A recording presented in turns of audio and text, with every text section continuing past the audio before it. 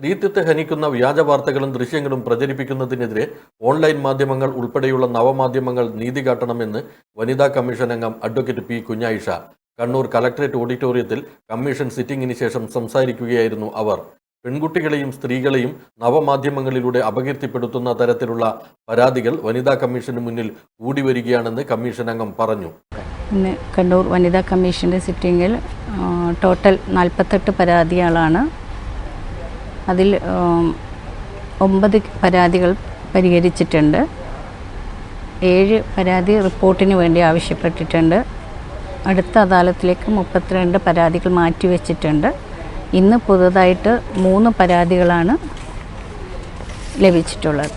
കുടുംബ വിഷയങ്ങളിലെ നവമാധ്യമ ഇടപെടലിൽ അതീവ ജാഗ്രത വേണം. കുടുംബ വിഷയങ്ങൾ കോടതിയിലേക്ക്, പോലീസ് സ്റ്റേഷനിലേക്കും പരാതിയുമായി എത്തുന്ന സാഹചര്യത്തിൽ ഇത്തരം വിഷയങ്ങളിൽ നവമാധ്യമങ്ങളുടെ ഇടപെടൽ അതീവ ജാഗ്രത പുലർത്തേണ്ടതുണ്ട്.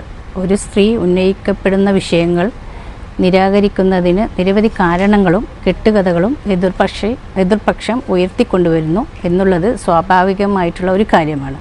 അതുകൊണ്ട് സ്ത്രീ ഉയർത്തിയ പരാതി ഇല്ലാതാവുന്നില്ല. സമൂഹത്തിന് മുന്നിൽ എത്തിച്ചേരാൻ പാടില്ലാത്ത വിഷയങ്ങൾ ഇത്തരം പരാതികളിൽ ഉണ്ടാകാറുണ്ട്. ഇത്തരം കാര്യങ്ങൾ പോലും പൊതുവായി ചർച്ച ചെയ്യപ്പെടുന്ന തലത്തിലേക്ക് മാധ്യമ വാർത്തകളിലൂടെ പുറത്തുവരുന്നത് പിന്നീടുള്ള കുടുംബ വ്യക്തി ജീവിതത്തെ പ്രതികൂലമായിട്ട് ബാധിക്കുന്നുണ്ട്.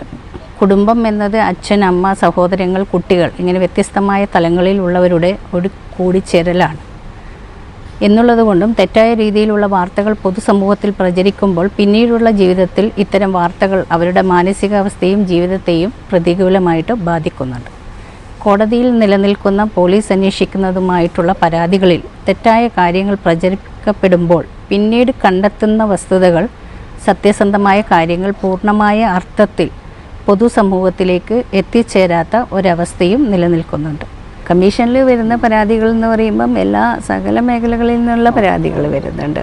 ഇനിയിപ്പോൾ വഴിത്തർക്കമായിട്ട് വന്നിട്ടുണ്ട്, സാമ്പത്തികമായിട്ട് സഹായിച്ചിട്ട് തിരിച്ചു കൊടുക്കാത്ത പരാതിയുമായിട്ട് വന്നിട്ടുണ്ട്, ഗാർഹിക പീഡനവുമായി ബന്ധപ്പെട്ടിട്ടുള്ള പരാതി വന്നിട്ടുണ്ട്, ഇതുപോലെ സാമൂഹ്യ മാധ്യമങ്ങളിൽ അപകീർത്തിപ്പെടുത്തിയ പരാതിയുമായിട്ട് വന്നിട്ടുണ്ട്. അങ്ങനെ വിവിധ വിഷയങ്ങൾ ഉന്നയിച്ചുകൊണ്ട് സ്ത്രീകളുടെ പരാതികളായി വിവിധ പരാതികൾ വരുന്നുണ്ട്. അതിനനുസരിച്ച് പുതിയ പരാതികളും വരുന്നുണ്ട്. സിറ്റിംഗിൽ പരാതികൾ പരിഗണിച്ചതിൽ 9 എണ്ണം തീർപ്പാക്കി. 7 പരാതികളിൽ ബന്ധപ്പെട്ടവരിൽ നിന്ന് റിപ്പോർട്ട് ആവശ്യപ്പെട്ടു. 32 പരാതികൾ അടുത്ത സിറ്റിംഗിലേക്ക് മാറ്റി. പുതിയതായി ലഭിച്ച 3 പരാതികൾ ഫയലിൽ സ്വീകരിച്ചു.